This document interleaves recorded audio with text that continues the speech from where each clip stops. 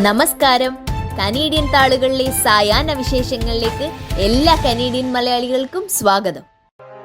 തന്റെ പുറകെയും റോണ്ടെന്ന് ഭയക്കുന്നതായി പുതിയ ഖാലിസ്ഥാനി നേതാവ് ഇന്ദർജീത് സിംഗ് ഗോസൽ. ഹർദീപ് സിംഗ് നിജാറിന്റെ വധത്തെ തുടർന്ന് കാനഡയിലെ ഖാലിസ്ഥാൻ വിമോചന പ്രസ്ഥാനത്തിന്റെ നേതൃസ്ഥാനം ഏറ്റെടുത്ത അന്നു മുതൽ ഗോസലിന്റെ ജീവനും ഭീഷണി നേരിടുന്നുണ്ടെന്ന് പോലീസും സ്ഥിരീകരിക്കുന്നു. സ്വതന്ത്ര ഖാലിസ്ഥാൻ റഫറണ്ടങ്ങളുടെ സംഘാടകനെന്ന നിലയിൽ ഇന്ത്യൻ സർക്കാരിന്റെ കണ്ണിലെ കരടാണ് താനെന്നും നിജാറിനെ വധിച്ച പോലെ ഏതു നിമിഷവും താനും കൊല്ലപ്പെടാമെന്ന് ഇന്ദർജീത് സിംഗ് ഗോസൽ പറയുന്നു.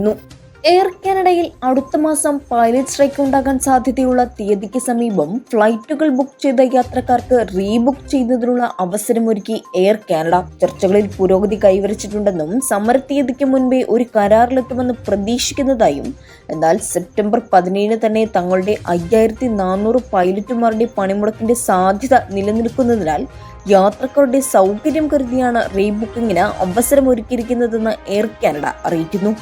കനേഡിയൻ വിദ്യാർത്ഥികളിൽ പകുതിയോളം പേരും ഭക്ഷണം, പാർപ്പിടം തുടങ്ങിയ അടിസ്ഥാന ആവശ്യങ്ങൾ വേണ്ടത്ര നിറവേറ്റാൻ കഴിയാതെ ഉലയുകയാണെന്ന് TD Bank സർവേ വെളിപ്പെടുത്തുന്നു.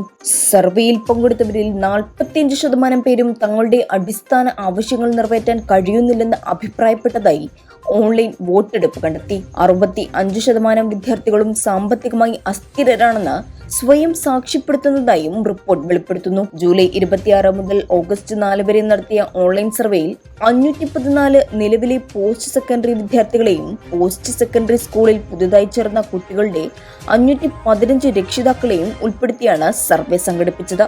ടൊറന്റോയിൽ ചുമ വില്ലനാകുന്നു, കരുതിയിരിക്കണമെന്ന് ആരോഗ്യ കാനഡ. കഴിഞ്ഞ വർഷങ്ങളിലെ കണക്കുകളെ അപേക്ഷിച്ച് വില്ലൻ ചുമ ബാധിച്ചെത്തുന്നവരുടെ കണക്കുകളിൽ അഭൂതപൂർവമായ വർധന കാനഡയിലെമ്പാടും വിശേഷിച്ച് ടൊറന്റോയിലും രേഖപ്പെടുത്തിയതായി ഹെൽത്ത് കാനഡയുടെ കണക്കുകൾ സൂചിപ്പിക്കുന്നു. 14-16 വയസ്സുള്ള കുട്ടികളിലാണ് വില്ലൻ ചുമ കൂടുതലായും റിപ്പോർട്ട് ചെയ്യുന്നതെന്നും, സൂക്ഷിച്ചില്ലെങ്കിൽ വില്ലൻ ചുമ ഓരോ 2 മുതൽ 6 വർഷം വരെ നീണ്ടേക്കാവുന്ന ഒരു ചാക്രിക രോഗമാണെന്ന് പൊതുജനാരോഗ്യ ഉദ്യോഗസ്ഥർ മുന്നറിയിപ്പിൽ പറയുന്നു.